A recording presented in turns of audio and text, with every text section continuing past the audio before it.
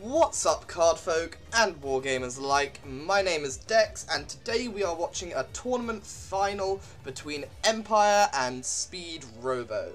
Mpire is a many times tournament champion. He's a very skilled Sylvan player, which is what he's going to be playing today. He's got an Anwyn kingdom, and he's facing off against Speedrobo, who you may be familiar with from commentating.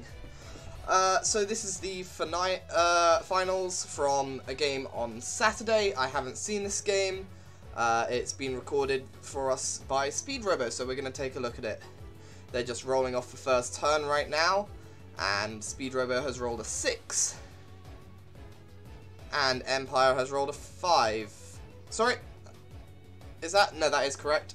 So Speedrobo will be taking the first turn.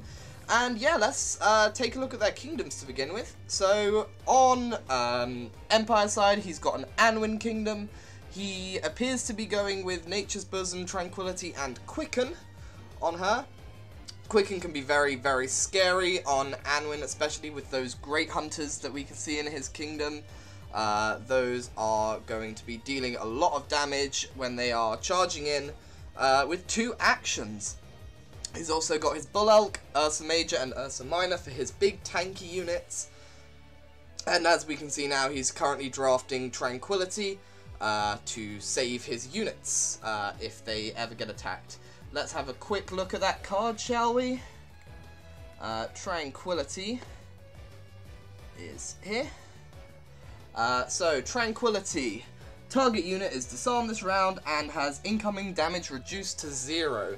So what he's going to be doing is whenever his units are in danger, he will be saving them with this card. It can be very useful and quite annoying if Speedrobo wants to kill one of his units. Anyway, let's have a quick look at Speedrobo's kingdom. He's playing Kaar'thul today. It looks like he's going for a bit of a point damage strategy, as we saw in the last game with K versus Gravy, I think. So what he's got is he's got Battle Fury on Kaar'thul. Let me pull up that card for you. Battle Fury gives a unit charging and +1 power. So what this is going to do is it's going to make his Scourge Archers really quite scary. They are going to be charging in with a lot of damage. Let's just pull that up real quick. So they've got 3 power and 1 range and 3 movement. So they are going to be able to deal 4 damage at 3 movement and 1 range, so 4 range. That's a lot of damage, and the 1 health on them means that they won't be affected by Battle Fury reducing them to 1 health, because they already are 1 health. And that's going to deal quite a lot. He's also got a Troll Shaman, which he's drafting right now, to be able to do the same thing as Battle Fury. So Empire's drafted a couple of Glade Hawks and a Deepwood Mystic so far. Glade Hawks are going to be nice to take out those Spike Collar Hounds down there with 1 health. But mostly I think both players are just going for actions right now. And they're just trying to outdraft their opponent by drafting small amounts of gold at a time.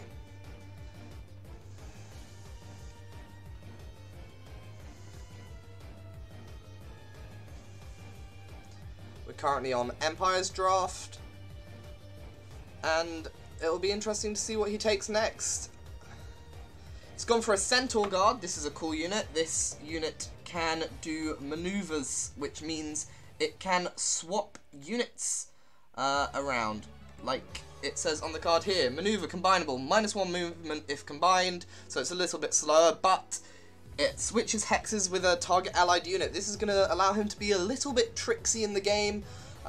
He will be able to swap his units around, get them essentially an extra space of movement with that, and that might also allow him to position his Centaur Guard ready for an attack next turn. It's very nice that his Centaur Guard has an extra armor when it's attacked. That might help it survive against those Scourge Archers if they are dealing 4 damage when they attack. It shouldn't matter because it will have the armor. So it's not going to die in 1 hit from those Scourge Archers. But Speedrobo has answered that with a Goblin Lackey. This is just a nice utility unit. It gives +1 power or it heals 1. Empire's put out Anwyn. He's got a nice little mini for Anwyn right there. Those are some Hero Forge miniatures that I created. Not part of the official game content, but they're always fun to have. If you want to create your own minis at home for this game, it is highly encouraged. Because it's just a very cool thing. So he's actually fully built Anwyn. I didn't quite see him do this. Looks like he's got Quicken 2 on Anwyn, which is going to allow him to draft. Well, it's going to allow him to get +1 action on his 6 gold units. Things like the Centaur Guard or the Tethir Archer, which could deal a lot of damage.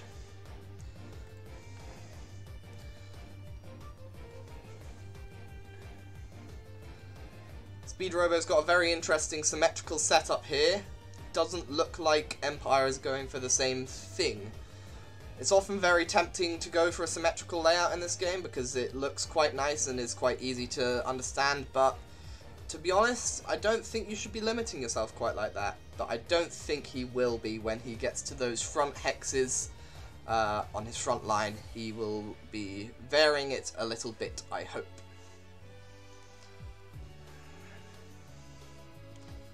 Takes out a Troll Doctor for some healing, of course. I think every army needs its healers, otherwise your opponent's just going to be able to do basic math to add up the damage to be able to take out your units. The healers stop that from happening, and it's a lot harder to calculate what units you need to hit, which units to kill. Tethir Archer comes out. That's a really, really cool archer. It can do some weird charging shenanigans. I've got the Tethir Archer here to show you. The Grand Archer is just the same, but with an extra power. So it's got 1 movement with a charge, but it can go back to its previous hex. This gives the archers quite a lot of maneuverability.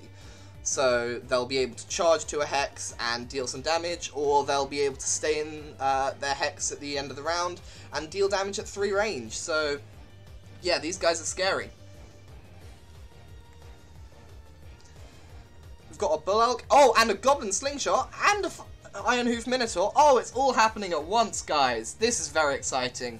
Goblin Slingshot. I did not think I would be seeing that card today. This card is a bit of a wacky one. What it's got its launch ability, which allows a unit within 1 range to be sacrificed. And it deals the amount of damage that unit's power has. So maybe if it's throwing these Scourge Archers, it's going to be dealing 3 damage at 3 range because those Scourge Archers have 3 power.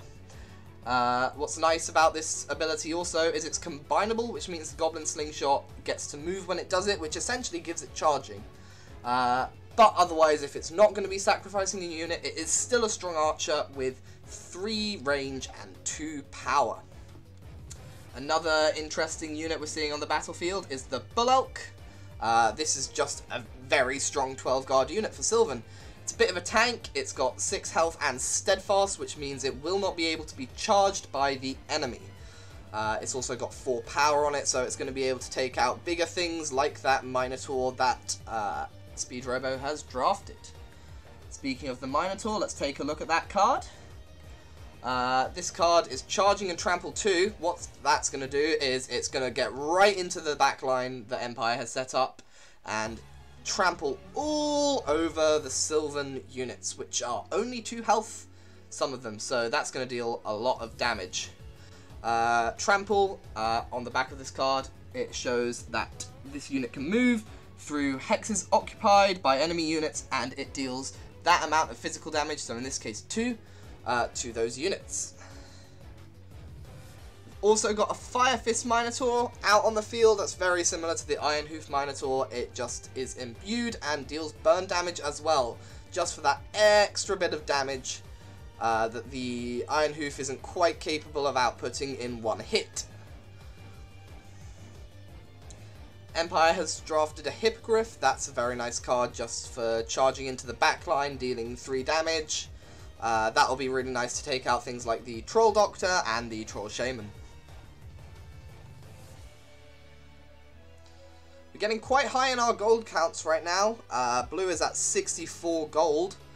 Only 16 gold left to spare. That's not much. Only 2 medium-sized units like a Hellbear or a Manticore, or just 1 massive unit like a Crag Behemoth or a Dragon, which I don't believe are in the Kingdom, so he wouldn't be able to draft that anyway. Empire's got a little bit more to play with right now. He's at something like 57 gold, I think I saw. But he needs to start shaping up his strategy a little bit more soon. I'm wondering if we're going to see the Bears this... oh, we are! We're going to see the Bears this battle. Oh, I love the Bears. The Bears are some of my favourite units in the game. Let me get them out for you.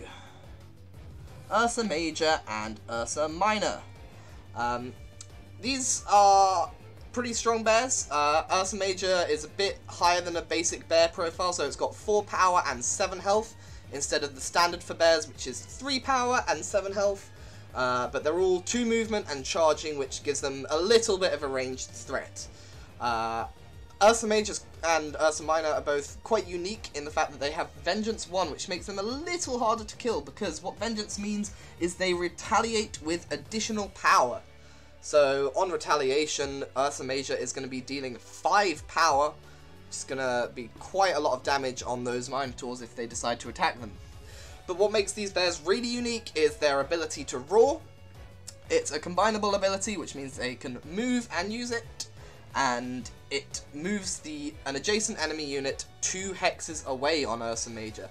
This gives a lot of board control to Empire, especially with his ability to Quicken and Tranquility with Anwyn. Empire likes to be quite a controlling player. It's often quite hard to deal with on the opponent's side, but hopefully Speedrobo can deal with it. He's a very, very strong player. There's a reason he's in this tournament final, and I think he can pull it off. Empire notably staying away from those left and right side frontline hexes. I think he's trying to keep a little bit of distance in case that Sugimori Sorcerer gets played. This is a very annoying card to deal with when you've got charging units on the field. Because it can force you to attack things that you might not want to attack. It's got a taunting mechanic.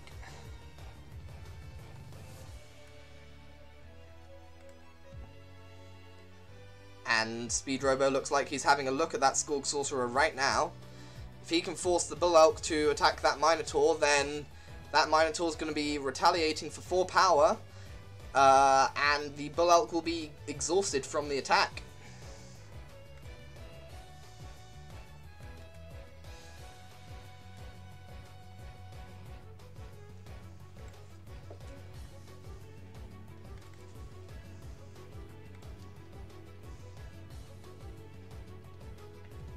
This is what the Sugimori Sorcerer does up on my screen here. I've been talking about the Brutality ability, the in-range ability. Target enemy unit attacks a unit you control. But instead he's taken out a Hellbear, which I think is a very, very good choice. This is a strong card in general. I've been talking about bears earlier in the game, which Empire has drafted Ursa Major and Ursa Minor. Gath's equivalent is the Hellbear, with 3 power and 6 health as the standard bear profile goes, with 2 movement charging. But the Hellbear is imbued and has burn 2 as well, which is just going to get that little bit of extra damage as an edge. Empire drafts a Deepwood Sentinel. This is very, well, it's just a very good control card as well. This has another maneuver ability, just like the Centaur Guard that we talked about earlier. And it's just in general very, very strong, being able to maneuver your cards and get them out of trouble, or further into the enemy's front line.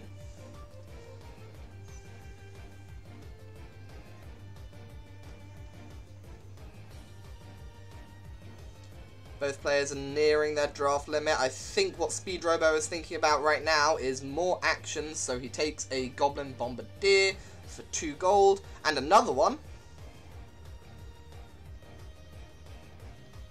And another one. There are so many Bombardiers on the field. Oh my goodness. This card is quite cool. Deals 2 damage with a combinable ability, 2 movement. Essentially gives it 3 range on its bombing ability. But you do have to sacrifice the unit, so it is only 2 damage once per game. But it's just a nice little bit of a nuisance that Empire will have to deal with, because there are so many of them on the field. What? Speedrobo has drafted 3!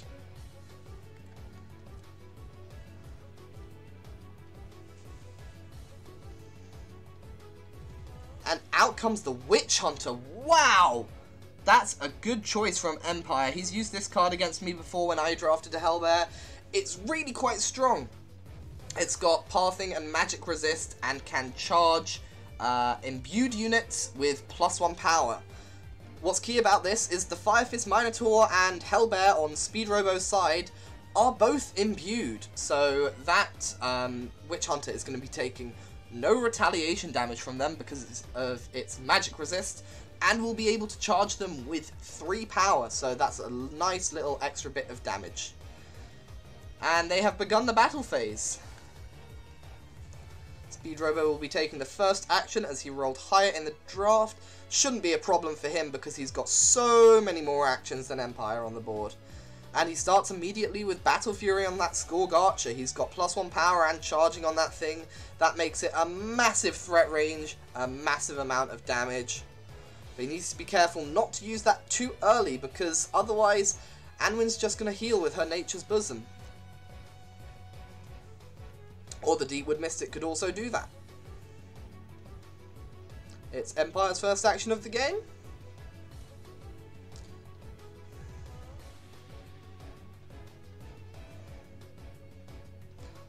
And he's immediately taking out some of Speedrobo's actions so that he cannot out-action economy him. He's just taking out with a Glade Hawk, wasting a unit. Both players are just putting their miniatures down just for a bit of fun. Make the battlefield look a little bit cooler.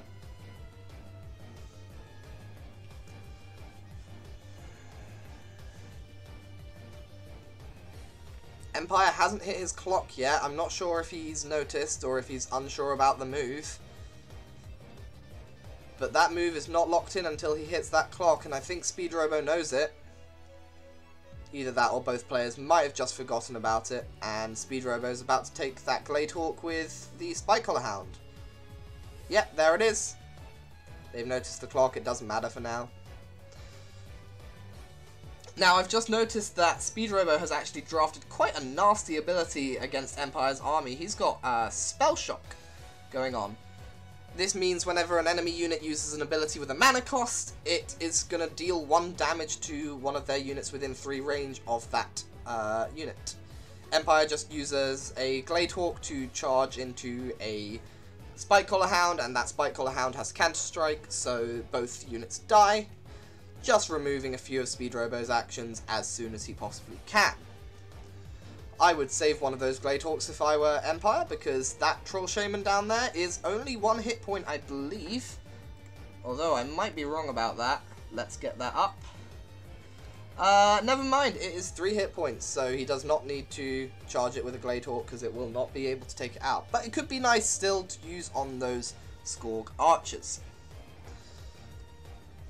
But yes, Spell Shock is going to be quite valuable against Anwyn, who is going to be using mana abilities all game long, as well as the healer, whose healing is now less effective because damage is going to be dealt while it's healing.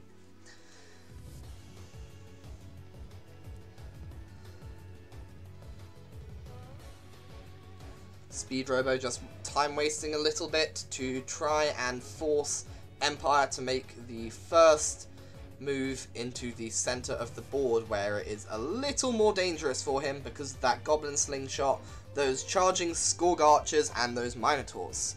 I don't think either player wants to be in the center right now. Both players are in insane amounts of danger here. Ursa Minor, Ursa Major, and the Bull Elk and the Hippogriff are quite scary for Speedrobo, whereas the Minotaurs and the Slingshot, very, very scary for Empire. Both players have quite a controlling play style, so it's quite interesting to see how it faces off. They're both skipping to try and force the other to make the next move.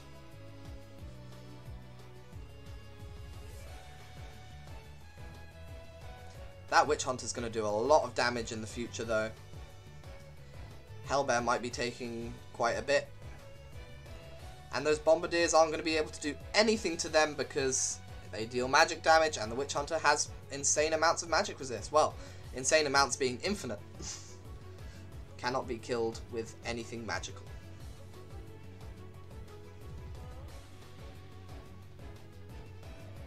We're currently on Empire's activation. He's running out of units to skip with. I think it might be time to start moving forward a little bit with the Centaur Guard or the Deepwood Sentinel maybe. Or he could put Tranquility on one of his units using Anwyn and just force it right into the center. He's using Anwyn. What for though? We're about to find out. Yep, he is putting Tranquility on the Scourge Archer, which means it will be disarmed, so it cannot deal any damage this round, which completely negates the Battle Fury that Speedrobo has put on it.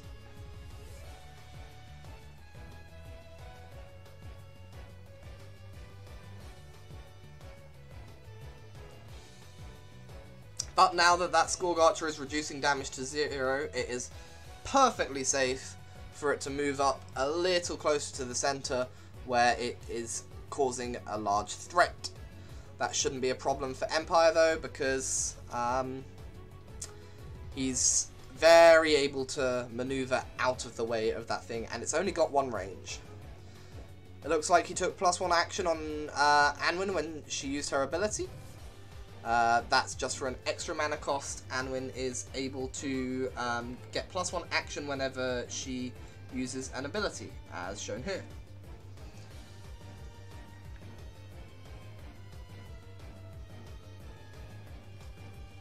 This is going to allow Empire to have a little bit more control and choose another ability to use with Anwyn, for example, Quicken 2.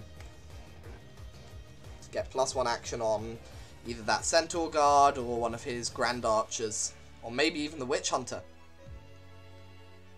+1 action on that Witch Hunter could be brutal. It could be attacking twice on one of Speedrobo's imbued units.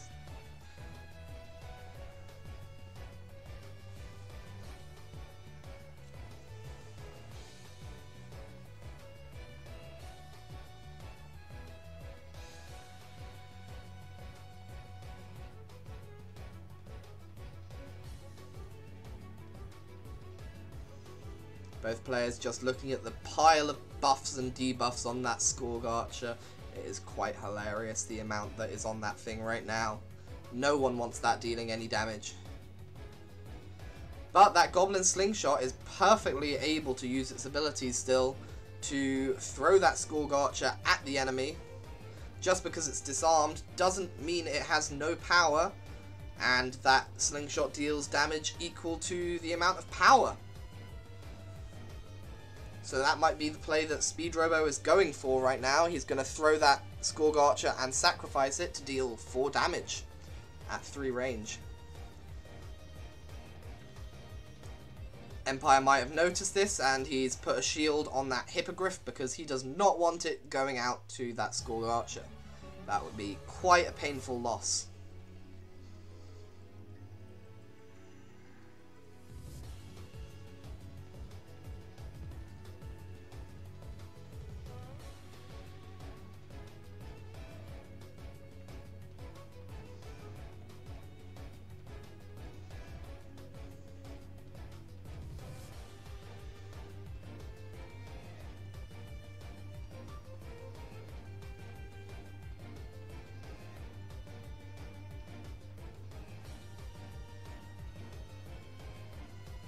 not sure what Speedrobo's next move should be. Okay, he's skipping for now, which I think might be the appropriate action. Just bide his time while his guys are not in threat range. But speaking of threat range, Mpire has now just moved that Hippogriff so it is able to target the Slingshot or the Minotaurs. Does the Slingshot have enough health to deal with this? Let's find out. Goblin Slingshot has got 3 health, so no, it doesn't. Speedrobo's going to have to find a way to save that Slingshot from death by Hippogriff, which has 3 power and could just take out that Slingshot at any moment. And what he's going to do is he's going to use the Slingshot to throw the Scourge Archer at the Bull Elk. He's accepted the fact that he might be about to lose it, so he's just used it up before it gets taken. And dealt a nice little hefty bit of damage on that Bull Elk. It's only got 2 health left now. It's only got 6 health to begin with, and it's taken 4 damage. Although that Mystic is probably going to heal it a little bit now. Hippogriff takes the Goblin Slingshot, as we thought. I think that Hippogriff might just be dead this round. Either by Troll Shaman or Goblin Bombardier. Probably the Bombardier. Maybe the Hellbear. Very interesting that he chose to sacrifice that Hippogriff for the Slingshot though. I think it's a good move because Speedrobo is going to require multiple actions to take that thing out. Whereas Mpire only needed 1 to attack that Goblin Slingshot. Speedrobo's using Battle Fury on the Scourge Archer, giving it +1 power. Well, not Battle Fury, just the Troll Shaman's Bloodthirst ability, sorry. It does mean it will die at the end of this round, but it also can't take any damage this round, and it ignores Steadfast, it gets +1 power, and +1... and just charging, sorry, no +1 movement. That was a really nice way to threaten the Bull Elk up there, but it doesn't matter because Mpire has a very good controlling playstyle and a Centaur Guard left over to maneuver it out of the way. They've stopped the clock for some reason. I think there might have been an error somewhere, or maybe one of them has to... Oh, okay, they're fine.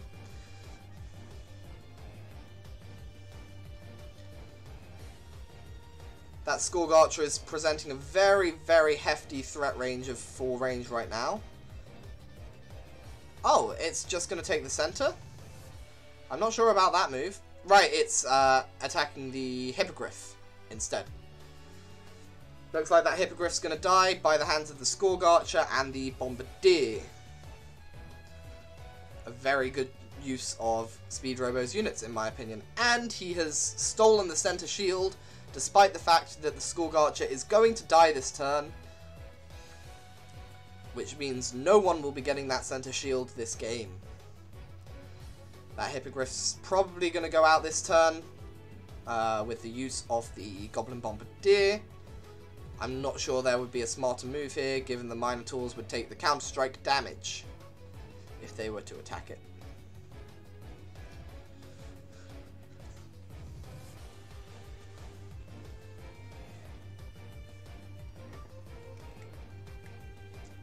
What's very nice about this Hippogriff is it's got Counter-Strike on it, which if we look at the back of the card, it retaliates at the same time as it is attacked, which means even if it does die, it still gets to retaliate.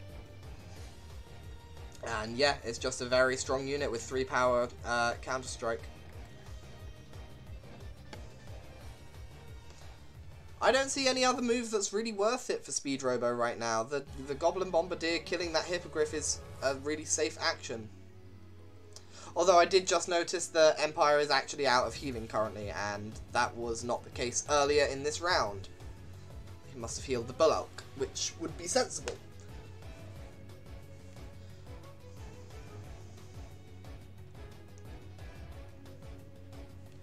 So Speedrobo's a little bit in trouble at this stage of the game. He's had to overextend his units ever so slightly, losing those Scourge Archers and that Goblin Slingshot.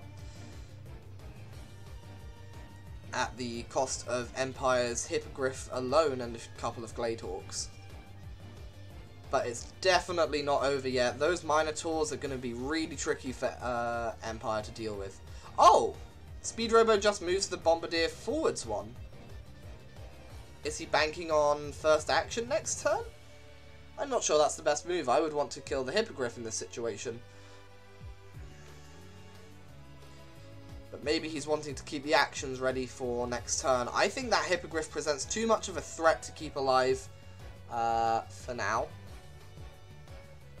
So he might just be accepting the fact that he's going to take counter-strike damage on one of his Minotaurs. And healing it with the Troll Doctor. I'm not sure that's his best move, but he's the one playing. He's a very good player. I trust his judgment.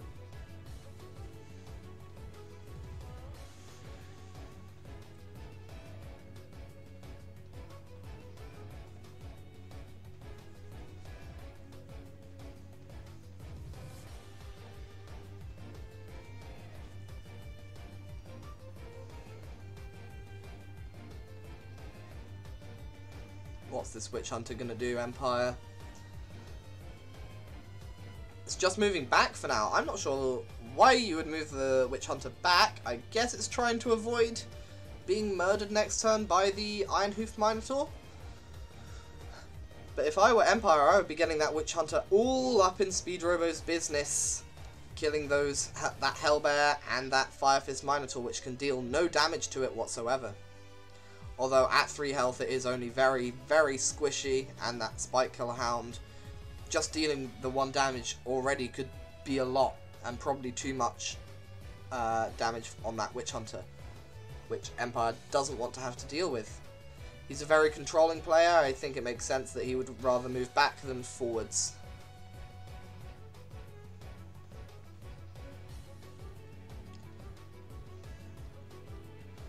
Looks like this Firefist Minotaur's just moving up 1, getting ready to attack next turn. It's got charging with movement 2. And Empire is having absolutely none of that. Ursa Major rules it away. 2 hexes, completely out of the way for next round. That unit will not be doing anything until round 3. I like that move, Empire. That's a very, very good choice. Could it have been a bit of a trap though, because that Ironhoof Minotaur is now able to get up in its face. And there's not much that Empire can do about it, except threaten him a little bit with a Bull Elk. Oh! Right up in his face, maybe? Oh, I like that move. That is a cool move. The Ironhoof Minotaur is having absolutely none of it. It knows it can survive a hit from a Grand Archer and a Bull Elk, which it will take right here, but it is threatening to trample over all of Empire's units, taking out that Grand Archer, taking out that Mystic, and dealing some more damage to that Witch Hunter maybe, or more damage to the Bull Elk even. That is going to be rough. I like that move a lot. And he finally takes out the Hippogriff with the Hellbear. The Hellbear will be taking 3 counter-strike damage, which is quite rough. But I assume that's going to be healed by the Troll Doctor next action. Now Empire has a good choice here. I think he might be better off to skip all his actions and get first action next turn. That would give him a really nice opportunity to roar away that Minotaur with Ursa Major, get it out of position and no longer able to trample all of his units. Or put Tranquility on something using Anwyn. There are so many ways in this deck that Empire is able to save his units, and that's why he's a control player. Or maybe he's just going to roar it away now with Ursa Minor. That's also not a bad choice, but it is still in position to do a lot of trample damage. He's not quite sure about that move yet though. He hasn't clicked the clock yet, which means he will not have... he is able to take back his moves. Because in this game, your move is not over until you press the clock. Unlike chess, where your move is over after you have let go of a piece. This game requires a little bit more thought, so we let players go until they have pressed their clock. He's moved the Bull Elk into position to kill the Hellbear next turn. I'm not sure that's going to work. I guess it forces Speedrobo to heal it unless he wants to lose it next round. And that means Speedrobo will not be getting first action, which could be quite important in this situation.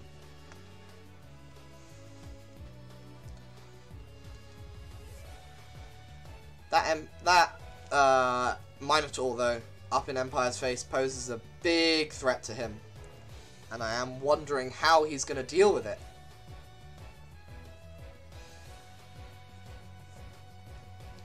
Troll Doctor skips! Speedrobo wants first action next turn. Oh boy, that's exciting. I'm interested to see what he intends to do with the first action. He needs to take that Tethir Archer off the board because it is dead. But he's going to choose to trample and... Whoa! He tramples several units and kills Anwyn? I'm not sure roaring the Minotaur into a better position was a good idea there. But he does lose his Hellbear for that. That is a big, big loss for Empire. Taking out the Mystic, the Archer, and Anwyn. All in one go. Anwyn had taken a damage from Spell Shock earlier in the game, which means she only had 2 health left and was able to be trampled. Spell Shock coming in absolutely clutch for Speedrobo there. Really exciting. Just dealing an extra damage for every spell has really kicked Empire in the shins. But what he's doing now is he's building a stronghold in the middle to try and keep himself safe with his big units. Both players still have big units on the board though. Kaar'thul's still around to give something battle fury. Like for example those Spike Collar Hounds could be dealing 2 damage. That could be quite a lot.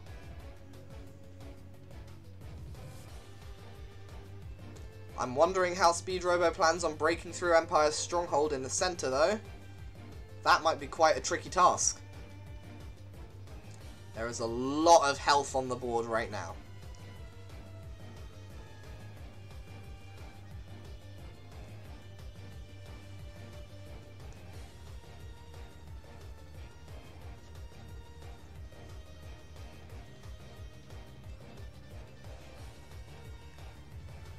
Troll Shaman's using all of the remaining mana on itself to give the Spike Collar Hound +1 power and ignoring Steadfast. This is a really nice way to threaten that Bull Elk up there. Oh boy, I think it only has 2 health left, I'm not entirely sure. But that Spike Collar Hound dealing 2 damage and ignoring Steadfast is just going to take that thing out. Which I'm sure Empire is not happy with. Just a 2 gold unit taking out his 12 gold unit would be absolute value for Speedrobo. I think Empire's best bet is just to move away.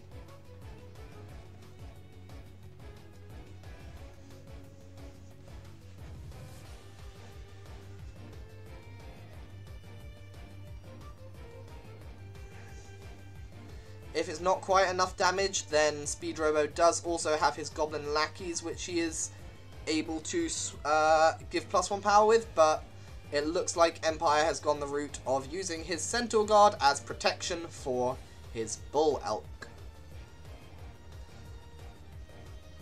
Still making a big stronghold in the center here, only on round 2 as well.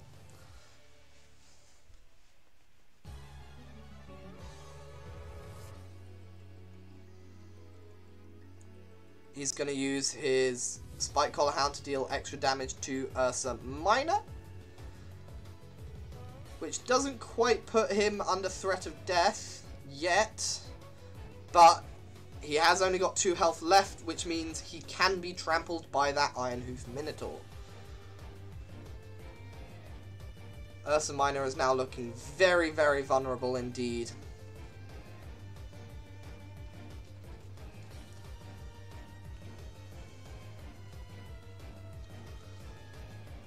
That Fire Fist Minotaur still hasn't done anything this game, though. I'm wondering how Speedrobo plans to use it. I think he might be able to take the win on this one if he takes out Ursa Major up there with the Fire Fist Minotaur, and then deals the last little bits of damage with trampling on the Iron Hoof, or throwing his bombardiers at them. Of course, that would mean the Fire Fist Minotaur would die, but if Ursa Major dies, I think that's just value for him.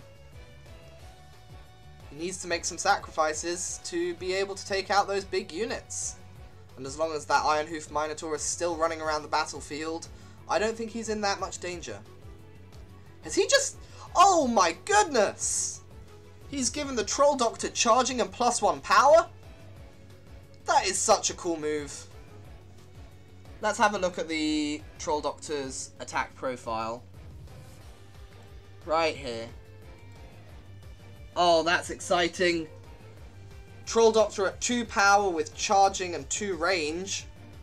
It will die next round because it's been bloodthirsted, but that's gonna, yeah, that's gonna be completely crazy. That'll be able to take out Ursa Minor on the center hex there.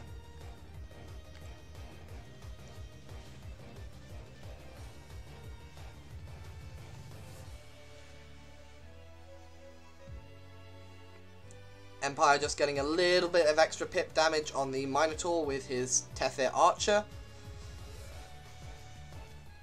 I think Speedrobo's best bet right now is to just give Mpire the runaround a little bit. Keep that Iron Hoof Minotaur out of danger. Take out a few of Mpire's actions, like the Tethir Archer, for example, or the Deepwood Sentinel. Oh. The bomb gets taken by the Bull Elk. That Troll Doctor's still going to be able to take out Ursa Minor, though. Fire Fist Minotaur is quite under threat now at this point, though. That Witch Hunter is going to be able to attack it pretty much wherever it goes. It's going to take the Deepwood Sentinel. Yep, I like it. Taking out Mpire's actions, probably the best way to go, and it's all on Speedrobo now, because he's got more actions than Mpire, and Mpire is all tapped out. Still has Battle Fury on Kaar'thul available, but I don't think that's going to help much. If I were him, I would be moving Kaar'thul a little bit closer to the center here. It would be in threat range of that Bull Elk, but I think that Bull Elk has more important things to deal with than Kaar'thul.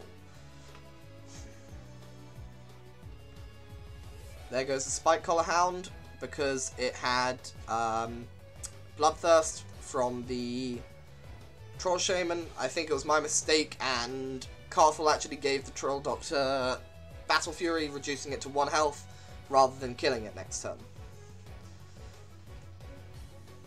This is such a cool game we've got on our hands.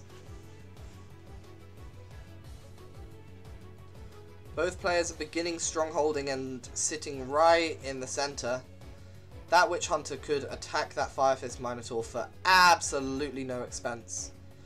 But I think the Bull Elk is going for the Troll Shaman. I'm not sure that's the best idea because it's out of mana. If I were him, I would be charging with the Witch Hunter right now. Okay, taking out the Troll Shaman.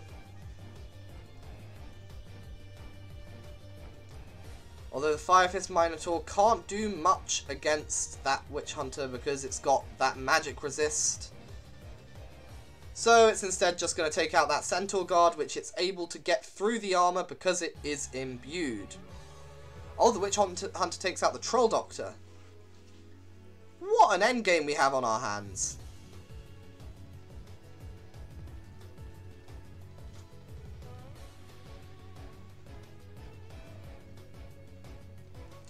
I don't think he's quite noticed yet, but he would have been able to kill the Witch Hunter there, I think. Oh, cards are going flying on the side. Bit of a weird quality with Tabletop Simulator. But that Goblin Lackey actually has 2 power, and the Goblin Bombardier has 1 power. If those two had both just punched the Witch Hunter, it would be down. I think that would have been the better move. Oh, what's this? Kaar'thul has Battle Fury on himself? That is such a cool move. Battle Fury on Kaar'thul means he's going to be doing 2 power, 2 range. I think that's going to be his method to take out the Witch Hunter instead. And honestly, respect. That's not a move I saw coming any time. That is so clever, and what a way to take out that Witch Hunter. And he got the extra 2 damage on the Bull Elk with the Bombardier. A much better sequence of moves than I was suggesting with punching the Witch Hunter with the Lackey and the Bombardier, because he's managed to deal an extra 2 damage to the Bull Elk that I wouldn't have done in that situation. He does take out the Tethir Archer here. This looks like it might be Speedrobo's game.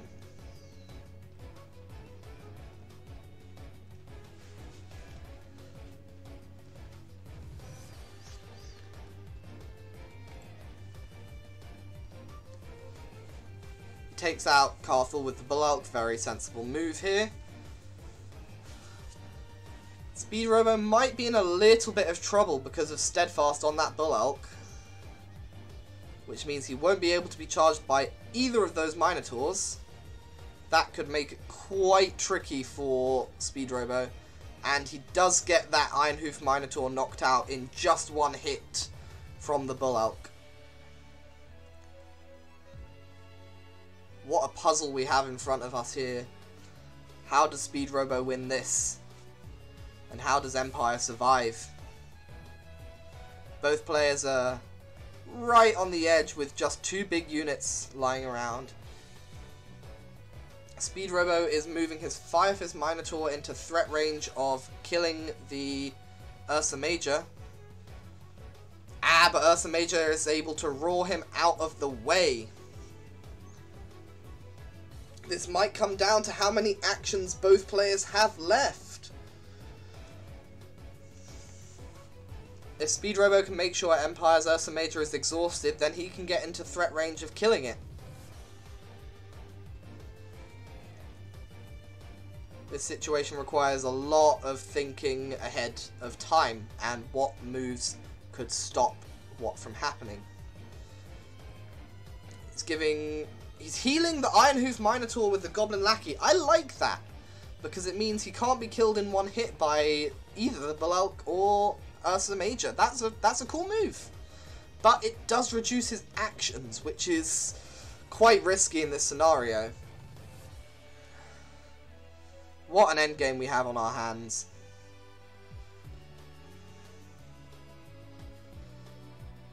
Bull Elk's moving into threat range of the center, but staying out of threat range of the Minotaurs. Smart move, I think. I would suggest moving the Ironhoof Minotaur here, Speedrobo, because then you can threaten Ursa Major next. Oh! And he deals damage to Ursa Major. That's going to be huge. Little bit of trample damage and threatening the Bull Elk. Yeah, I like that move. He's going to be able to kill the Bull Elk next turn because he's adjacent to it, so he can attack it because it's not a charge.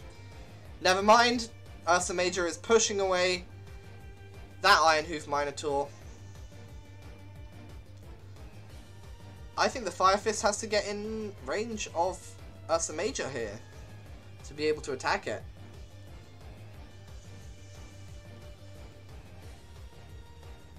I do worry for Speedrobo here, as he is first player though, which does mean he needs to take that center hex to win the game. Mpire doesn't quite have to be in it, but Empire's just going to be able to roar Speedrobo off of the center hex if he doesn't take that Ursa Major this game. And he just keeps pushing that Minotaur away 2 hexes, stopping it from charging Ursa Major because it's not quite got enough movement. This is going to be tough for Speedrobo to win, just because of that roar ability.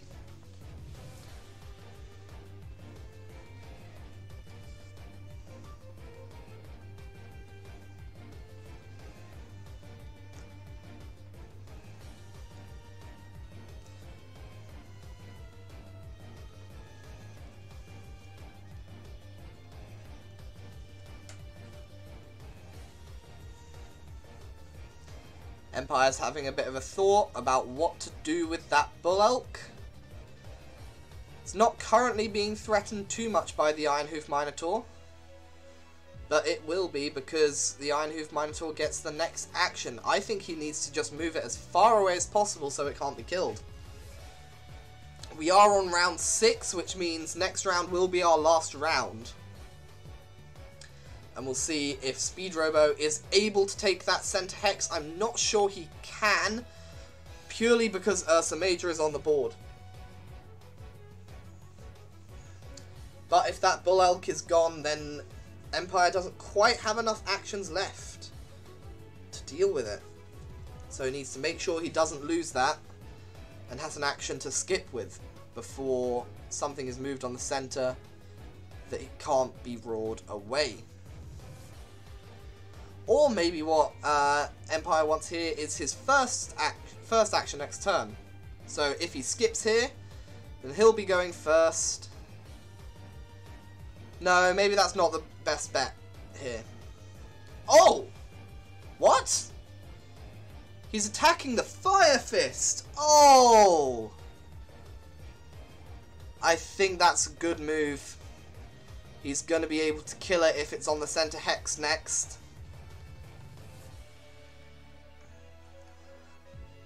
Really interesting move. Not one I expected. But Empire really knows how to calculate these endgames. He's made several puzzles for the game, which all take place in the endgame. He knows what he's doing. He's studied the art of it for months. These players are both absolutely fantastic at the game. They know what they're doing. This has been a very, very close game, which shows just the amazing skill of what both these guys can do. They are absolutely fantastic.